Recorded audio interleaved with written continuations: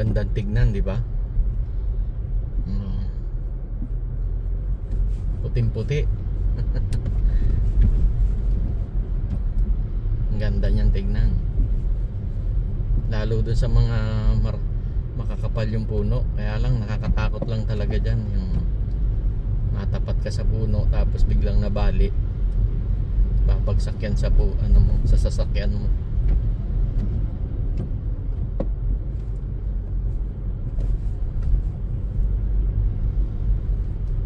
Ganyan dito pag nag-snowstorm.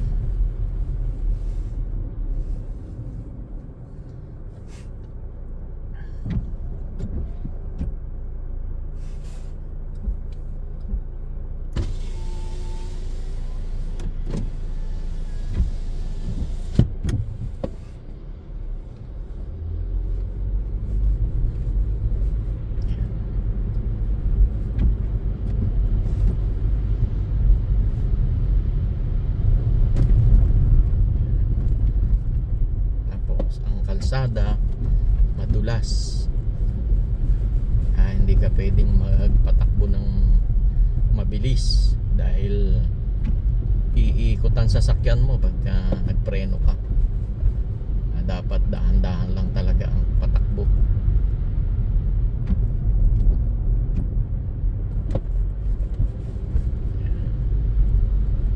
Ganda niyang tignan, di ba? Ako gandang-ganda. Ewan ko lang doon sa mga iba, ayaw nila ng ganito ang weather. Iba kasi naiinis sila gawa ng hirap nga naman magpala. Yan ganda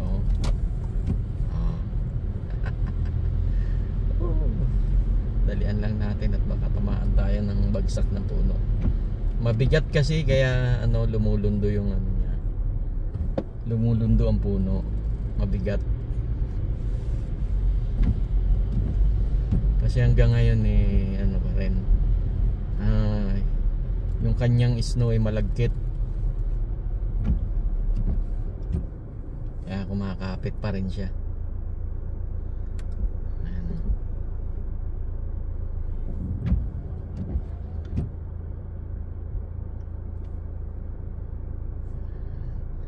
Ako'y papasok na at susundo tayo ng mga pasahero, no? Kasi ako'y nagsa-sideline. Yung aking mga co-worker sinasakay ko rito sa aking sasakyan. Yan. Tapos nagbabayad lang sila sa akin ng every 2 weeks. Kasi ganun din naman, papasok din naman ako sa trabaho, o ako lang ang papasok, mag-isa lang ako sa sasakyan, o ginagawa ko, sinasabay ko na lang sila dito. At least may pa tayo, di ba? May income, dagdag income din. Ayan ganda rito, lalo dun sa dadaanan natin mamaya, makapal ang puno dun sa medyo makapal doon. Napapansin nyo bawat crossing humihinto tayo kasi dito kahit walang stoplight, basta may nakita kang sulat na stop, kasi hodang may sasakyan o walang sasakyan, kinakailangan mong umistop. Ayan, stop tayo, diba? Ganyan ang kadisiplina ng pagmamaneho rito sa Canada. Hindi kailangan ng mayroong stoplight, kinakailangan may traffic enforcer o traffic police para mag-traffic sa natin, daraanan. Hindi kailangan yon dito. Ang kailangan dito disiplina. Ayan, di ba? Ganda yan lang nakakatakot dyan dahil once nabali ang puno, haharang na yan dyan sa kalsada or tamaan ka, malas mo pag tinamaan, diba? Kaya wag naman sana. tapos pumapangit yung kalsada dahil ano, kada kakayod ng mga mga bulldozer, nakakayod yung kalsada. Ganyan lang naman siya kapag winter. Pero actually itong buwan na to is spring na sana. Kaya nga nakapag picture na ako ng walang jacket, no? Kala namin is spring na.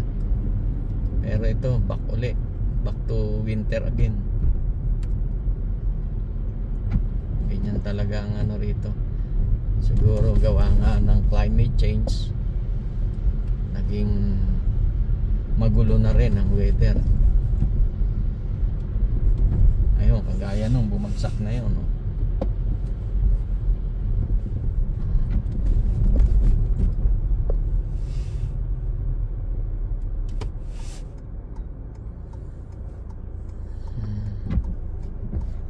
Ayan. Ganda, diba? Maganda siyang tignan.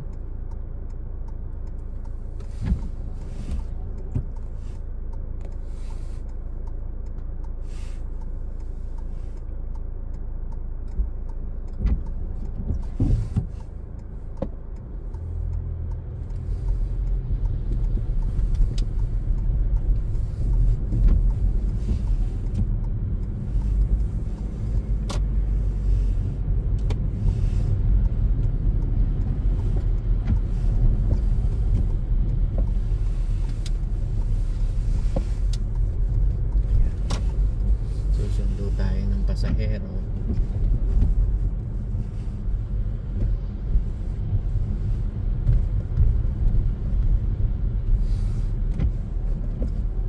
Beep